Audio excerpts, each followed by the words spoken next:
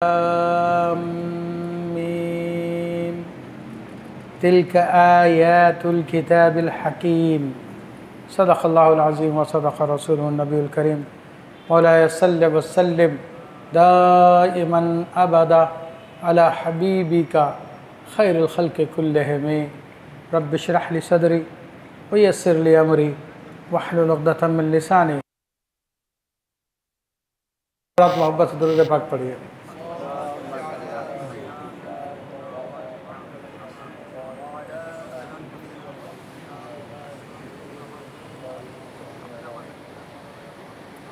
صلی اللہ علیہ وسلم. السلام علیکہ یا سیدی یا رسول اللہ وسلم علیکہ نبی اللہ. معزز حاضرین کرام، اللہ تعالیٰ کے فضل و کرم سے میں نے آپ کے سامنے قرآن مجید فرقان حمید کی 31ویں سورت سورہ لقمان کی ابتدا کی ہے، اور اس سورت مبارکہ میں 34 آیات ہیں اور 4 رکوع ہیں. مکی ہے، سورہ مکیہ ہے. اس سورہ مبارکہ کی 12ویں آیت میں سیدنا لقمان کا ذکر آیا، تو اسی مناسبت سے اس سورت کا نام بھی لقمان رکھا گیا.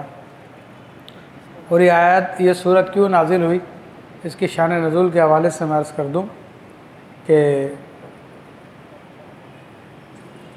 کفار مکہ نے لقمان حکیم کے حوالے سے نبی علیہ السلام سے پوچھا تھا، تو اللہ تبارک و تعالیٰ نے وہ خصوصی آیات نازل فرمائی جو لقمان حکیم سے متعلق ہیں، اور انشاءاللہ مزید ان کا تفصیلی تذکرہ آئندہ کروں گا.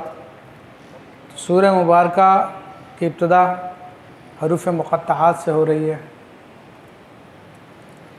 اور پھر حروف مقطعات کے حوالے سے پہلے بھی الحمدللہ عرض کیا کہ یہ وہ حروف ہیں کہ جنہیں الگ الگ کر کے پڑھا جاتا ہے، یعنی الف الگ پڑھا جاتا ہے، لام الگ پڑھا جاتا ہے، میم الگ پڑھا جاتا ہے.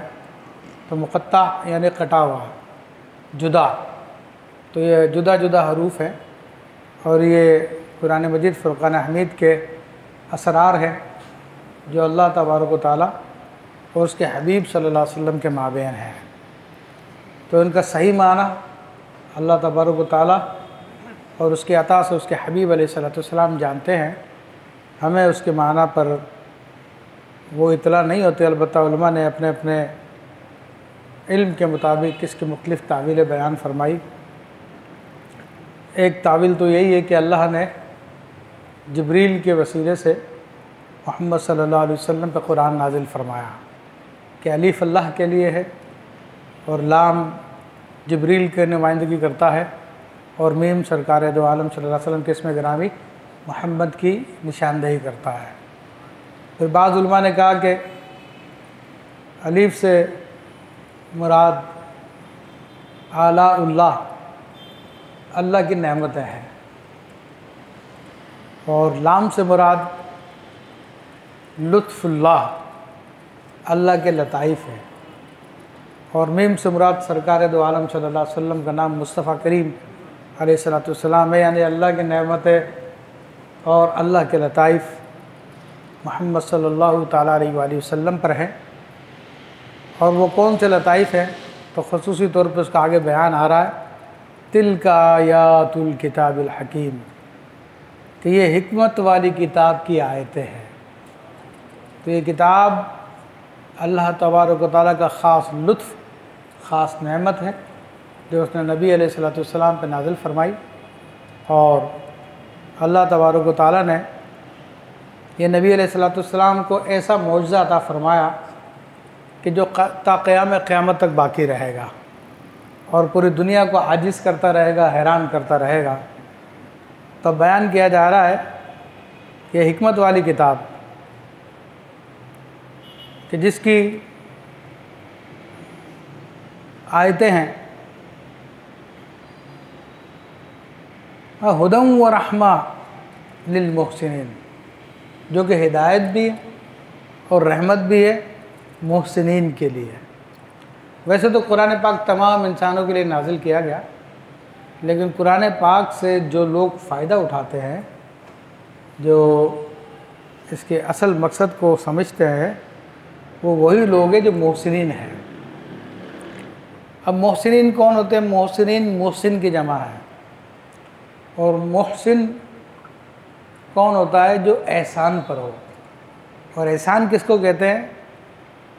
حدیث جبرائیل میں اس کی وضاحت ہے کہ جبریل امین علیہ السلام ایک مرتبہ نبی علیہ السلام کی خدمت اقدس میں انسانی صورت میں آئے، اور آپ علیہ السلام کے ساتھ گھٹنے ملا کے ایسے بیٹھ گئے جس طرح کہ ایک شاگرد استاد کے سامنے بیٹھتا ہے۔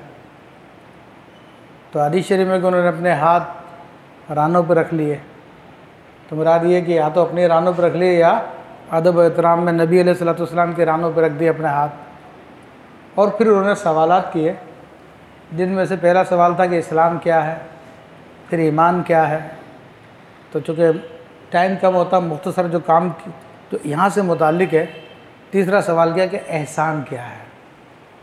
اچھا، احسان اردو میں ایک الگ معنی رکھتا ہے، جبکہ عربی میں ایک الگ معنی ہے۔ اردو میں احسان کا مطلب تو یہ کہ کسی پر کوئی مہربانی کر دی جائے، اس کو احسان کہتے ہیں، یہ آپ کا بڑا احسان ہے ہم پر، یعنی آپ نے ہمارے ساتھ کوئی اچھا سلوک کیا تھا۔ لیکن عربی زبان میں حسن سے احسان ہے، اور یہ افعال کے وزن پر ہے، یعنی نیکی کروانا، نیک کام کروانا، اس کا معنی یہ بنتا ہے، یا نیک کام کرنا۔ تو اب محسن کا مطلب ہوگا کہ نیکی کرنے والا، نیکی کروانے والا، نیک کام کرنے والا۔ اور حدیث شریف میں فرمایا کہ وہ کون ہے، احسان کیا ہے، یعنی سب سے بڑی نیکی کیا ہے؟ فرمایا کہ ان تعبد اللہ کأنک تراہ، تو اللہ کی عبادت ایسے کر گویا کہ تو اس کو دیکھ رہا ہے۔ فإن لم تکن تراہ، اگر تو اس کو نہیں دیکھ رہا تو یہ سمجھ لے فإنہ یراک، کہ وہ تجھ کو دیکھ رہا ہے۔ تو دو درجے اللہ یہاں پر نبی علیہ السلام کے سامنے جبریل امین نے بیان کیے، بلکہ نبی علیہ السلام نے بیان کیے جبریل علیہ السلام کے سوال پر۔ تو اب پہلا مرتبہ جو ہے کہ تو اللہ کو دیکھ رہا ہے، اس کو کہتے ہیں مشاہدہ، یہ تصوف کی اصطلاح میں مشاہدہ کہلاتا ہے۔ اور اس سے کم درجہ ہے کہ اللہ مجھ کو دیکھ رہا ہے، تو اس کو کہتے ہیں مراقبہ۔ تو یہ ایک اسٹیجز ہے کہ انسان پہلے مراقبے کے درجے میں آتا ہے، پھر وہ مقام اس کو ملتا ہے کہ وہ اللہ کو دیکھ رہا ہوتا ہے۔ تو یہاں پر اللہ تعالیٰ نے فرمایا کہ یہ جو کتاب ہے، جس کی آیتیں، حکمت والی کتاب کی جو آیتیں ہیں، یہ ہدایت اور رحمت ہے محسن لوگوں کے لیے۔ اور محسن کون ہوتے ہیں؟ جن کا یہ درجہ ہو، یا تو وہ اللہ کو دیکھ رہے ہوتے ہیں یا اللہ ان کو دیکھ رہا ہوتا ہے۔ تو چونکہ ان کی بہت ساری صفات ہیں، تو آیت طیبہ میں اس کی وضاحت کرنے کے لیے بتا دیا کہ اصل محسن ہوتے کون ہیں۔ فرمایا کہ الذین یقیمون الصلاۃ، کہ وہ لوگ جو نماز قائم رکھتے ہیں۔ تو اب محسنوں کی پہلی صفت جو اللہ نے بیان فرمائی کہ وہ نماز کو قائم کرتے ہیں، تو یہ اللہ تبارک و تعالیٰ نے اس میں بیان کر دیا کہ بھئی محسن ہوتا وہی ہے جو اللہ تعالیٰ کے فرائض ہے، نماز ہے، اس کو قائم کرے۔ تو اس سے وہ چرسی موالی اور جھوٹے صوفی نکل گئے جو نماز نہیں پڑھتے اور کہتے ہیں جنا ہم تو بڑے نیک لوگ ہیں، ہم تو بڑے پہنچے ہوئے ہیں۔ تو ان سب کو خارج کر دیا گیا کہ تم لوگ تو اس کی خوشبو بھی نہیں سونگھ سکتے کہ اللہ نے محسنین کی جو پہلی صفت بیان کی ہے وہ نماز کو قائم کرتے ہیں۔ اچھا، نماز قائم کرنا کس طرح ہوتا ہے؟ دیکھیں، نماز قائم دو صفتوں سے ہوتی ہے۔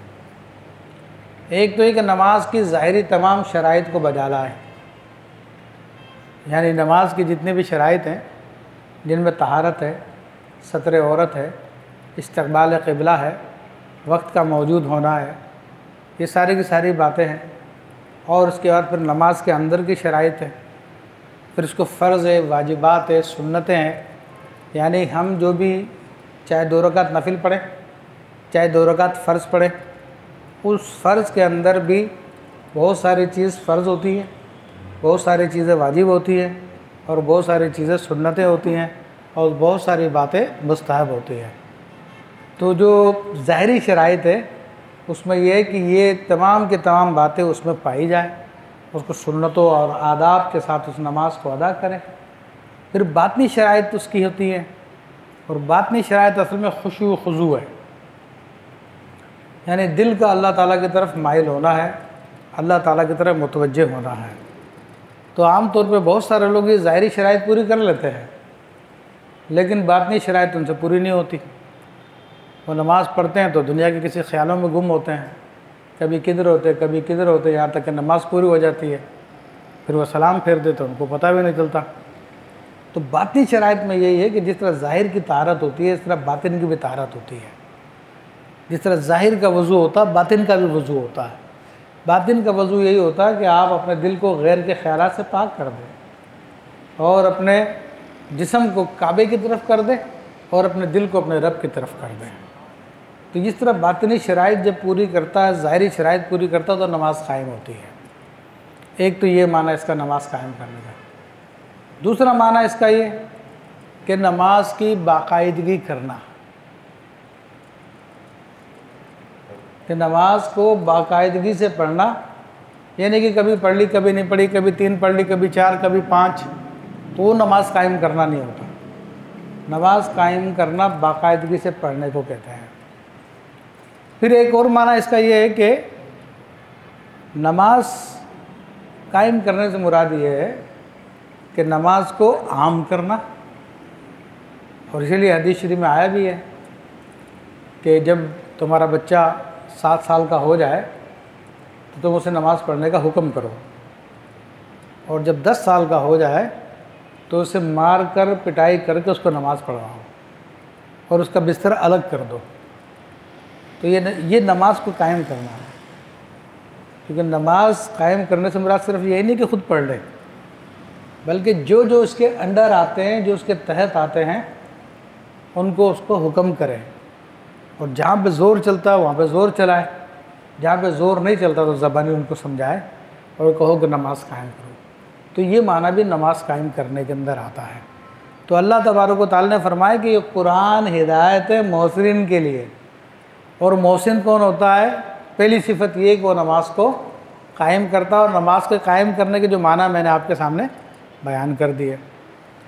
پھر دوسری صفت اللہ تعالیٰ نے محسنین کی بتائی، یعنی جو قرآن سے فائدہ اٹھا سکتے ہیں۔ وَيُؤْتُونَ الزَّكَاةَ، اور وہ زکوٰۃ کو ادا کرتے ہیں۔ تو زکوٰۃ قرآن مجید فرقان حمید میں اس کا بھی بار بار ذکر آیا۔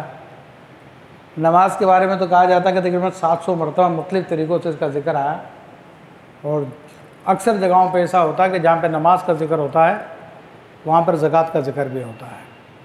پھر زکوٰۃ کا الگ سے بھی ذکر اللہ تبارک و تعالیٰ نے قرآن میں بیان فرمایا، اور یہ بھی مسلمانوں پہ فرض کی گئی ہے۔ 2 صدی ہجری کے بعد رمضان سے پہلے،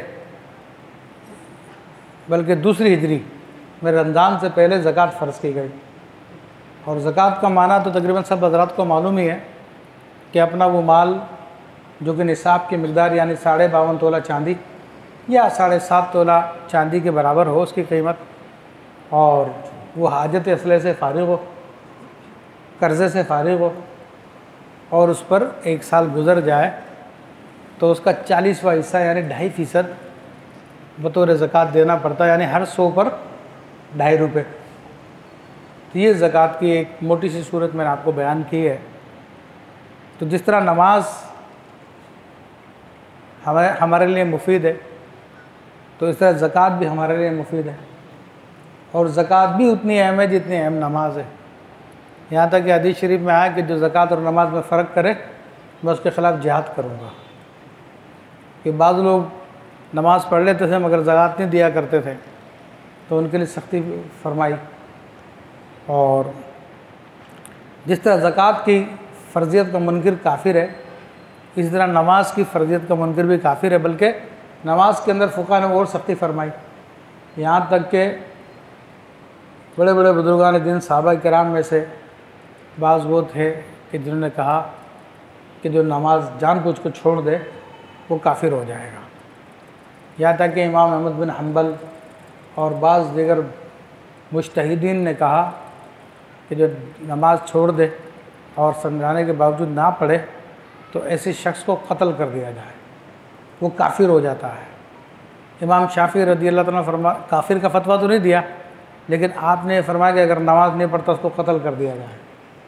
تو امام ابو حنیفہ رحمۃ اللہ علیہ بعض دیگر بزرگوں نے تھوڑی اس میں کہا کہ جو نماز نہیں پڑھتا اس کو قید میں ڈال دیا جائے اور اس کو کوڑے مارے جائیں یہاں تک کہ نماز پڑھنا شروع کر دیں۔ تو یہ چونکہ بہت اہم چیز ہے۔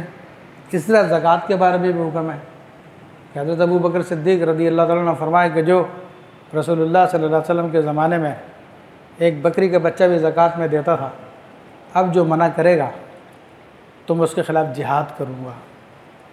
اور خود رسول اللہ صلی اللہ علیہ وسلم نے فرمایا کہ جس نے کلمہ طیبہ لا الہ الا اللہ پڑھا اور نماز پڑھی، زکوٰۃ دی، تو اس نے اپنا خون مجھ سے بچا لیا، ورنہ میں اس کو قتل کر دوں گا۔ تو آپ کو حکم دیا گیا تھا ان تمام باتوں کا۔ تو آج ہمارے معاشرے میں اس کی بہت کم اہمیت رہ گئی ہے، لوگ اس کی طرف توجہ نہیں کرتے ہیں اور اپنی مرضی کا دین بنایا ہوا ہے، اپنے خیالات کا نام، فاسد خیالات کا نام دین رکھا ہوا ہے۔ لیکن دین تو وہی ہے جو اللہ نے قرآن میں بیان کیا، جو اس کے حبیب صلی اللہ علیہ وسلم نے بیان فرمایا۔ اب تیسری علامت جو بیان فرمائی، وَهُمْ بِالْآخِرَةِ ہم یوقنون، کہ اور آخرت پر وہ یقین لاتے ہیں۔ تو اب ویسے تو محسنین کی بہت ساری علامت ہیں، سورہ مومنین کے شروع میں بیان فرمائی ہے، لیکن یہاں میں 3 موٹی موٹی علامتیں بیان کر دیں۔ تو آخری جو علامت بیان فرمائی کہ آخرت پہ یقین رکھتے ہیں، یعنی آخرت پہ یقین رکھنے سے مراد یہ ہے کہ مرنے کے بعد دوبارہ زندہ ہونا ہے اور اپنی تمام زندگی کا حساب کتاب دینا، پھر اللہ تعالیٰ کی طرف سے فیصلہ ہوگا جنت کا یا جہنم کا۔ تو یہ اسلام کے بنیادی عقائد میں سے ہے، اور ان میں سے کوئی ایک کو بھی نہ مانے وہ مسلمان نہیں ہے۔ تو یہی اللہ تبارک و تعالیٰ نے محسنین کی علامت بیان فرمائی، اور جو ان باتوں کو مانتا ہے وہی قرآن سے فائدہ اٹھا سکتا ہے، وہی قرآن کی رحمت لے سکتا ہے، وہی قرآن کی ہدایت کو لے سکتا ہے۔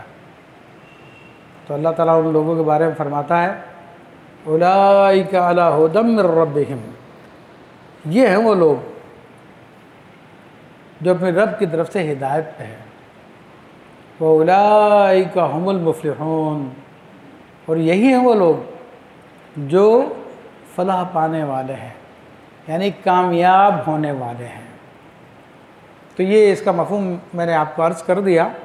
تو اللہ تبارک و تعالیٰ نے کامیابی اور فلاح اور ہدایت محسنین کے لیے رکھی، اور محسنین کا بیان کر دیا کہ نماز کے پابند ہوتے ہیں، زکوٰۃ بھی ادا کرتے ہیں، اور پھر آخرت پہ بھی یقین رکھتے ہیں۔ اب چونکہ 3 اہم چیزیں بیان کر دی، اس کے ضمن میں بہت ساری چیزیں آ جائیں گی۔ یہ مومنوں کا اللہ تعالیٰ نے حال بیان فرمایا جو قرآن سے ہدایت لے سکتے ہیں۔ فرمایا کہ وَمِنَ النَّاسِ مَن يَشْتَرِي لَهْوَ الْحَدِيثِ، اور لوگوں میں سے بعض وہ ہیں جو کھیل کود کی باتیں خریدتے ہیں،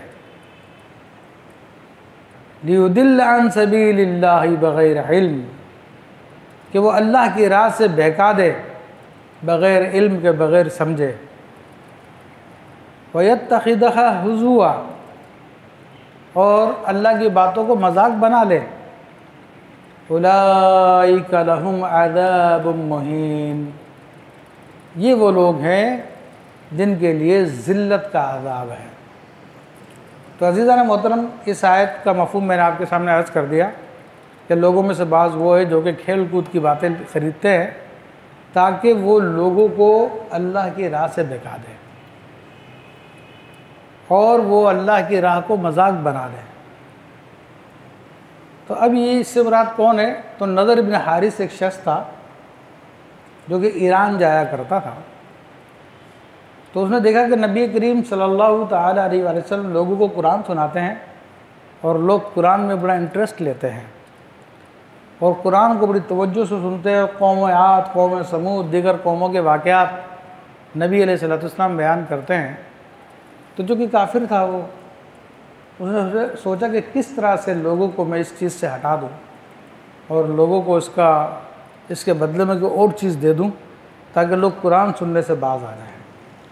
چونکہ وہ فارس جاتا تھا، ایران جاتا تھا، تو ایران میں بھی بہت قصے کہانیاں تھیں. تو وہاں پہ رستم و سہراب کی، اسفندیار کی کہانیاں تھیں. تو وہ شخص وہاں سے کہانیاں خرید کے آ گیا. وہ کہانیاں لے آیا خرید کے اور لوگوں کو وہ کہانیاں سنانی شروع کر دی.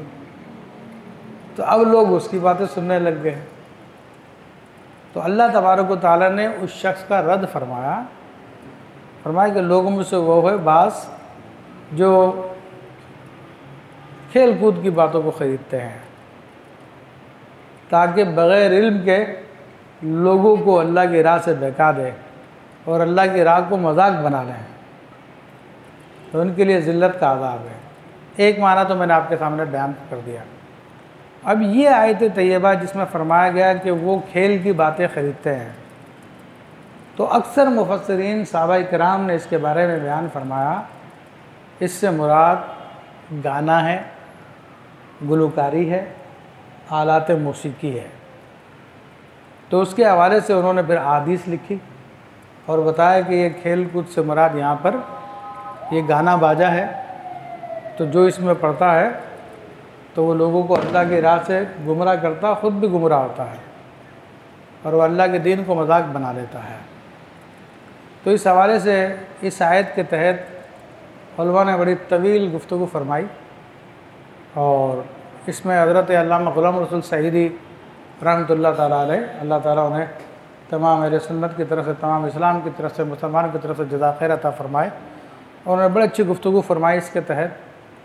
تو جس کا خلاصہ یہ ہے کہ انہوں نے گفتگو کی قوالی جائز ہے نہیں ہے، دیگر ساری چیزیں اس کے بارے میں فقہاء کرام کے اقوال لکھے، اعلیٰ حضرت فاضل بریلوی رحمۃ اللہ علیہ کے اقوال لکھے. تو اس میں انہوں نے یہی بات بیان فرمائی کہ جو قرآن و حدیث کا خلاصہ یہ ہے کہ اگر گانا یا گلوکاری ایسی ہے کہ جو شرعاً جائز نہیں ہے، عورتوں کا ذکر ہے، حسن کا ذکر ہے اور دیگر باتیں ہیں، تو وہ اسی آیت کے تحت آتی ہے. اور اگر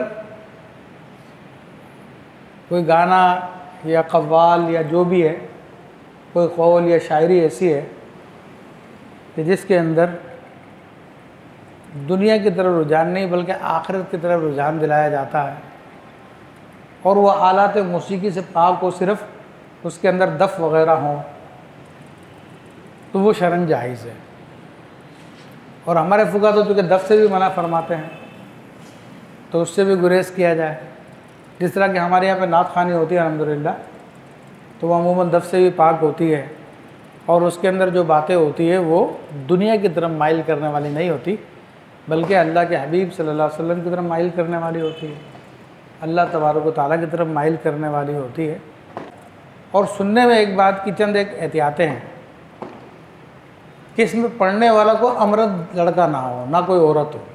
کہ امرد لڑکا وہ ہوتا ہے جس کے بھی داڑھی نہ نکلی ہو، خوبصورت ہو، تو اس کو بھی منع کیا جائے گا کہ وہ بھی نہ پڑھے، جس کی طرف لوگوں کی شہوت پیدا ہو سکے تو اس سے منع کیا جائے گا. اس طرح عورت ہے اس کو بھی منع کیا جائے گا کہ مردوں کے بیچ میں نہ پڑھے. تو یہ تمام کے تمام شرائط کے ساتھ انہوں نے اجازت دی، مگر کھلی چھوٹ نہیں ہے.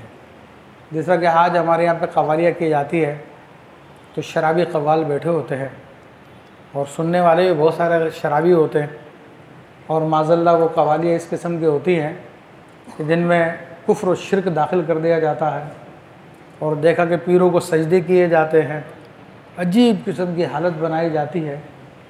تو وہ کسی صوفی کے نزدیک بھی جائز نہیں ہے، نہ کسی فقیہ کے نزدیک جائز ہے. وہ سب کا سب جہنم کا سودا ہے اور جہنم کی طرف لے جانے والے کام ہیں. ہاں ان تمام بری باتوں سے پاک ہو اور آلات موسیقی سے بھی پاک ہو تو پھر ایک حد تک بھی اجازت ہے. یہ مختصر سے گفتگو میں نے اس کے حوالے سے کی. تو اللہ تعالیٰ فرماتا ہے کہ وَإِذَا تُتْلَى عَلَيْهِ آيَاتُنَا۔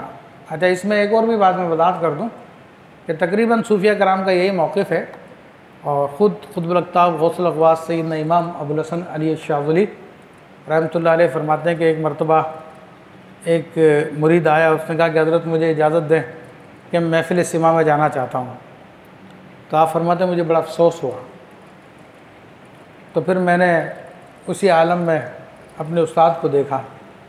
ان کے استاد عبدالسلام ابن مشیش، وہ خود اپنے زمانے کے قطب تھے، تو ان کے ایک ہاتھ میں قرآن و حدیث اور دوسرے ہاتھ میں اشعار کے صفحات تھے، اور آپ نہایت تمسخرانہ انداز میں فرما رہے تھے کہ جو لوگ اس قرآن و حدیث کو چھوڑ کر ان شاعروں کے کلام میں لگ جاتے ہیں تو وہ لوگ گمراہ ہو جاتے ہیں، اور یہ لوگ اپنی نفسانی خواہشات کو پورا کرنے کے لیے قرآن و سنت کو چھوڑ کر ان چیزوں میں لگ جاتے ہیں، اور اس میں ایسے جھومتے ہیں جس طرح کے بچے جھومتے ہیں، اور ان کا مقصد نہ آخرت ہوتی ہے نہ خدا ہوتا ہے، صرف یہ اپنے نفسانی خواہشات کو پورا کرتے ہیں۔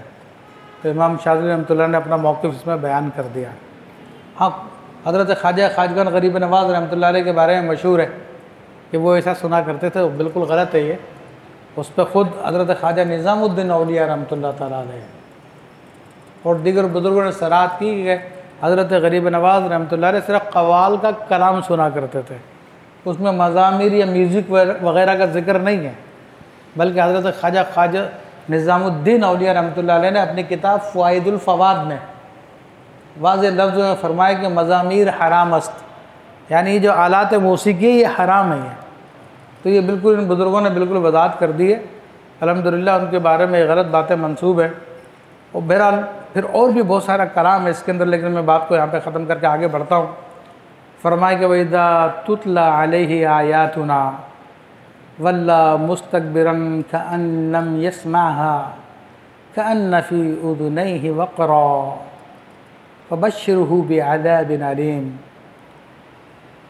وَإِذَا تُتْلَى عَلَيْهِ، اور جب اس پر ہماری آیتیں پڑھی جائیں، یعنی یہی کفار، یہی جو کھیل کود کے عادی ہیں، جب ان پر قرآن کی آیتیں پڑھی جاتی ہے واللہ مستکبرا، تو تکبر سے پیٹھ پھیر کے چل دیتا ہے، اور یہی حال آج کل مسلمانوں کا بھی، کہ اگر کہیں بہت سارے مسلمان جمع ہوں اور وہاں پہ آپ جا کے تلاوت قرآن پاک شروع کر دیں تو ایک دو کے علاوہ سب چلے جائیں گے، سب کو مصروفیت آ جائے گی، بہت سارے کام یاد آ جائیں گے، اور اس کے بجائے اگر آپ فنکشن کا اعلان کر دیں، ناچ گانے کا اعلان کر دیں، تو جس طرح کہ کل ہمارے یہاں پہ ہوا اسٹیڈیم میں، وہ سب یہی ہے جس کا اللہ تعالیٰ نے قرآن میں رد کیا۔ 6 بجے سے وہ فنکشن شروع ہوا اور رات کو 12 بجے چلتا رہا۔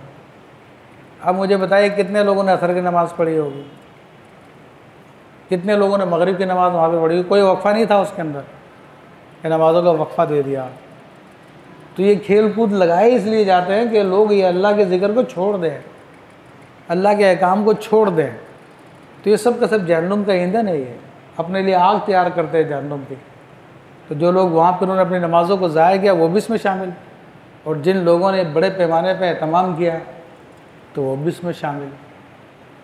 اور اس کے مقابلے میں اگر کوئی ذکر کر دیا جائے کہ قرآن کا بہت بڑا قاری آ رہا، پھر دیکھو کتنا رش ہوتا ہے وہاں پہ، کتنے لوگ جاتے ہیں، اس کا چوتھائی لوگ بھی نہیں پہنچیں گے وہاں پہ۔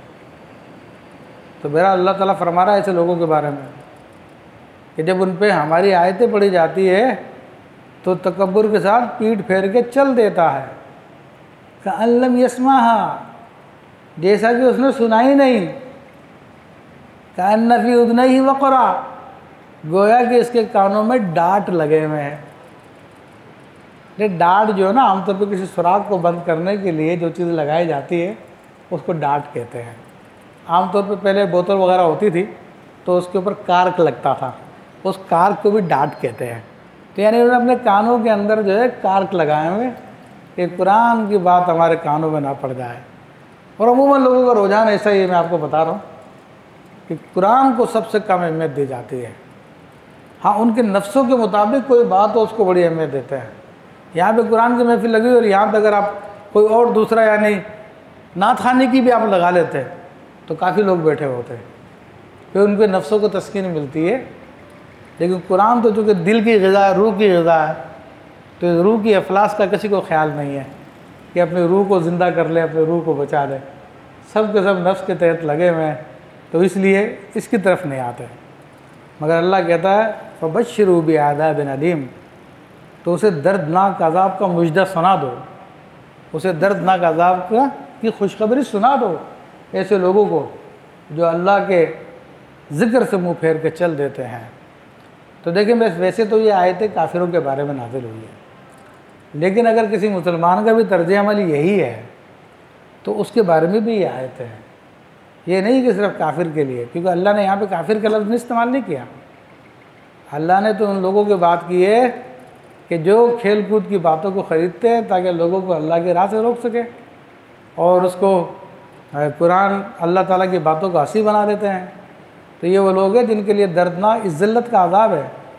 اور یہ وہ لوگ ہیں جب ان پہ آیتیں پڑھی جاتی ہے ہماری، تو تکبر کے ساتھ پیٹھ پھیر کے چل دیتے ہیں، گویا کہ انہوں نے سنا ہی نہیں، گویا کہ ان کے کانوں کے اندر ڈانٹ لگے ہوئے ہیں، تو ان کو دردناک عذاب کی بشارت دے دی تھی۔ تو بشارت تو خوشی کی بات کو کہتے ہیں، لیکن یہ اللہ ان پہ طنز فرما رہا ہے، یہ اللہ تعالیٰ ان پہ طنز فرماتے ہوئے کہہ رہا اللہ جہنم کی بشارت لے لو تم۔ تو یہاں پہ کسی کافر کا ذکر نہیں کیا، یہ آیت مطلق ہے۔ یہ فرمایا کہ ان الذین آمنوا وعملوا الصالحات، اور بے شک جو لوگ ایمان لائے اور جنہوں نے اچھے کام کیے، لہم جنات النعیم، تو ان کے لیے نعمتوں کی جنتیں ہیں، یا یوں کہہ لے کہ نعیم الجنات، تو ان کے لیے جنت کی نعمتیں ہیں۔ یہ دونوں باتیں صحیح ہے، ٹھیک ہے نا؟ تو اس کو بعض مفسرین نے لکھا کہ معکوس بیان کیا گیا۔ تو اب جو ایمان لانے والے ہیں، نیک اعمال کرنے والے کون ہیں؟ وہی جن کا پیچھے ذکر آ چکا ہے، جو محسنین ہیں، جو نماز کو قائم کرتے ہیں، زکوٰۃ ادا کرتے ہیں، آخرت پہ یقین رکھتے ہیں، وہ نیک لوگ جو ہے وہ ہیں یہاں پر مراد۔ فرمایا کہ خالدین فیہا، وہ اس میں ہمیشہ رہیں گے۔ یہ بھی اللہ تعالیٰ نے ان کی ایک بشارت دے دی ہے۔ پھر مزید اس کو پکا کیا، وعد اللہ حقا، ہاں اللہ کا وعدہ بڑا سچ ہے، یعنی اس میں کوئی تبدیلی نہیں آئے کہ جیسا اللہ نے وعدہ کر دیا ہے تو ویسا ہی ہوگا۔ اور عزیزان محترم، بات یہ ہے کہ مومن جو ہے اس دنیا میں بھی جنت میں ہوتا ہے اور آخرت میں بھی جنت میں ہوتا ہے۔ قطب الاقطاب غوث الاغواث سیدنا امام ابو الحسن شاذلی رحمۃ اللہ علیہ فرماتے ہیں کہ میں ایک مرتبہ ایک بلند مقام پر تھا، میں نے دیکھا کہ میں ایک بلند مقام پر ہوں، اور پھر رب سے ہم کلامی ہوئی، تو رب نے فرمایا جو میرے مومن بندے ہیں میں ان کو دنیا میں معارف کی جنت دیتا ہوں، اور یہ پیشگی جنت ہے، یعنی دنیا میں رہتے ہوئے اللہ تعالیٰ ان کو معرفت اپنی عطا فرماتا ہے۔ اس معرفت کے اندر ان کو اتنا مزہ آتا ہے کہ دنیا کی ساری تکالیفیں ان کے سامنے ہیچ ہو جاتی ہیں، دنیا کی گرمی سردی ان کو کچھ محسوس نہیں ہوتی ہے۔ تو آپ نے دیکھا ہوگا کتنے لوگ ہوتے ہیں جن کے پاس ظاہری طور پہ اتنی نعمتیں نہیں ہوتی، نہ ان کے پاس کوئی بڑے مکان ہوتے ہیں، نہ کوئی نرم گرم بستر ہوتے ہیں، نہ بڑی بڑی گاڑیاں ان کے پاس ہوتی، وہ چھوٹی سی جگہ پہ رہتے ہیں جہاں پہ عام حالت میں ایک عام آدمی کا رہنے کو دل نہیں چاہتا، مگر آپ دیکھیں کتنے حشاش بشاش ہوتے ہیں، کتنے خوش باش ہوتے ہیں۔ اس کے مقابلے میں بہت سارے دولت مند لوگ تو وہ بہت ناز و نعیم میں ہوتے ہیں، بہت پریشانی میں ہوتے ہیں، جب ان سے پوچھا جائے تو فکروں میں گھرے ہوتے ہیں، تکلیفوں میں ہوتے ہیں، ان کو بہت سارے غم لگے ہوتے ہیں۔ تو یہ جو غریب لوگ ہیں، چونکہ یہ صاحب ایمان ہیں، عمل کرنے والے لوگ ہیں، تو یہ ظاہری تکالیف کے باوجود سرور میں ہوتے ہیں، مزے میں ہوتے ہیں۔ یہ معارف کی جنت کہلاتی ہے، یعنی اللہ تعالیٰ کے عرفان کی جنتیں ان کو ملی ہوتی ہے، تو یہ ظاہری تکالیف پھر ان کو اتنا تکلیف نہیں پہنچاتی ہے۔ تو فرمایا کہ ان کو ظاہر میں جلدی طور پر دنیا کی جنتیں دے دوں گا اور پھر بعد میں ان کو آخرت کی نعمتیں عطا فرماؤں گا۔ تو یہاں پہ بھی یہ فرمایا گیا کہ جنہوں نے جو ایمان لائے، جنہوں نے نیک اعمال کیے، ان کے لیے نعمتوں کی جنت ہے۔ تو اب نعمتوں کی جنت دنیا میں بھی ہے، یعنی معارف کی صورت میں، اور آخرت میں بھی زخارف کی صورت میں، وہاں پر آپ کے جسم کے لیے آپ کو نعمتیں پرووائڈ کی جائے گی، یہاں پہ آپ کے روح کی نعمتیں موجود ہیں۔ خالدین فیہا، جس میں ہمیشہ رہیں گے، کیونکہ ہمیشگی آخرت کے ساتھ ہے، لیکن آخرت میں جسمانی جنت کے ساتھ معارف بھی ہوں گے۔ تو جو دنیا میں عرفان میں لگ گیا تو آخرت میں بھی وہ عرفان جاری رہے گا اس کا، اور اللہ کا وعدہ سچا ہے۔ وَهُوَ الْعَزِيزُ الْحَكِيمُ، وہی عزت و حکمت والا، عزت بمعنی طاقت والا ہے، تو کیونکہ یہ سب چیزیں دینے کے لیے طاقت چاہیے، تو اللہ تعالیٰ نے فرمایا کہ میں عزت والا ہوں، طاقت والا ہوں اور حکمت والا ہوں، جانتا ہوں کس کو کیا دینا چاہیے۔ تو جو اس دنیا کے اندر عیاشیاں کر لے گا تو آخرت میں اس کو عیاشی نہیں ملے گی۔ حدیث شریف میں آتا کہ جس نے دنیا میں شراب کا گھونٹ پیا تو آخرت میں اس کو میں پاکیزہ شراب کے گھونٹ سے محروم کر دوں گا، خواہ وہ نیک آدمی ہو خواہ وہ بدکار آدمی ہو۔ بلایا کہ آخرت میں اس کو میں پیپ کا گھونٹ پلاؤں گا، پیپ کا جام پلاؤں گا، اس کو جہنمیوں کا جو پیپ جمع ہو جاتا ہے وہ پلاؤں گا میں اس کو۔ ہاں جو توبہ کر لے، سچی توبہ کر لے تو اس کے لیے معافی ہے۔ اسی طرح اور بھی بہت سارے گناہوں کے بارے میں آیا، جیسے کہ ریشم کوئی پہنتا ہے یا سونا کوئی پہنتا ہے مرد، تو آج کل تو لوگ اپنی عمارت دکھانے کے لیے، اپنے آپ کو ماڈرن دکھانے کے لیے سارے کے سارے کام کر رہے ہیں، لیکن آخرت میں ہمیشہ کی محرومی ہے ان لوگوں کے لیے، الا ہے کہ وہ سچی توبہ کر لیں، ورنہ ان کو سونے سے بھی محروم کیا جائے گا اور ریشم سے بھی محروم کیا جائے گا جنت میں۔ جبکہ مومنین کا حال یہ ہوگا، جنت میں اللہ تبارک و تعالیٰ ان کو سونے پہنائے گا جو ان کے بازو تک چڑھے ہوں گے ان کے، اور نہایت ہی حسین و جمیل صورت میں ہوں گے وہ، اور اللہ تبارک و تعالیٰ ایسے ریشم پہنائے گا جس کا انسان نے تصور نہیں کیا۔ تو فرمایا کہ وہ عزیز اور حکمت والا ہے۔ پھر اللہ تبارک و تعالیٰ نے چونکہ بہت ساری ایمان کی باتیں کی تھی، تو اب ان ایمان کی باتیں پر دلیل چاہیے، تو اللہ تعالیٰ نے مظاہر فطرت کو اپنی تخلیق سے دلیل بیان کی کہ دیکھو میں یہ سب کچھ کرنے والا ہوں، تو میرے لیے یہ کام مشکل نہیں ہے۔ جس کام کو تم بہت مشکل سمجھتے ہو وہ دیکھو، خلق السماوات بغیر عمد ترونہا، اس نے آسمان بنائے بغیر ستونوں کے جن کو تم دیکھ رہے ہو، یعنی آسمان کو ہم دیکھ رہے ہیں، اس میں کہیں کوئی ستون نہیں لگا ہوا۔ اور یہ کتنی حیرت کی بات ہے کہ اتنی بڑی چھت، زمین کے لیے چھت کی حیثیت رکھتا ہے نا آسمان، ہم ایک چھوٹی سی عمارت کھڑی کرنے کے لیے پتہ نہیں کتنے ستون لگاتے ہیں۔ تو اللہ جل شانہ کی شان ہے کہ اس نے پورے زمین کے گرد چاروں طرف آسمان بنائے مگر اس کا کوئی ستون نہیں ہے، بغیر ستون کے اس نے کھڑا کر دیا۔ اور یہ آسمان کیا ہے؟ تو سائنٹیفک نظریہ کچھ اور ہے، بہرحال قرآن و سنت سے جو ثابت ہے، تو نبی کریم صلی اللہ علیہ وسلم نے فرمایا کہ زمین سے 500 سال کے مسافت پر پہلا آسمان ہے، یعنی 500 سال تک کوئی انسان سفر کرے تو پہلا آسمان آ جاتا ہے۔ پھر فرمایا کہ اس پہلے آسمان کے بعد 500 سال کی مسافت پہ دوسرا آسمان ہے، پھر اس سے 500 سال کی مسافت پہ تیسرا، پھر اسی طرح 7واں آسمان بیان فرمایا، ہر ایک کے بیچ میں کتنا 500 سال کا فاصلہ ہے۔ پھر فرمایا کہ اس 7ویں آسمان سے 500 سال کے فاصلے پر عرش الہی ہے، تو نبی کریم صلی اللہ علیہ وسلم نے بیان فرمایا۔ اور اسی طرح زمین کے بارے میں فرمایا کہ یہ زمین ہے، کہا اس زمین سے 500 سال کی مسافت پر دوسری زمین ہے، پھر اس سے 500 سال کی مسافت پہ تیسری زمین ہے، پھر اس طرح 500 سال کی مسافت پہ چوتھی، پانچویں، چھٹی، ساتویں، ہر ایک کے بیچ میں 500 سال کا فاصلہ ہے۔ تو نبی کریم صلی اللہ علیہ وسلم نے فرمایا کہ یہ سب کچھ ہے۔ تو اب دیکھ لو اللہ تعالیٰ نے کیسے اس آسمان کو قائم کیا۔ فرمایا کہ القا فی الارض رواسیہ۔ اچھا یہ جو ہم کچھ دیکھ رہے ہیں یہ پہلا آسمان ہے، اس کو سماء الدنیا کہتے ہیں کہ یہ دنیا کا آسمان ہے۔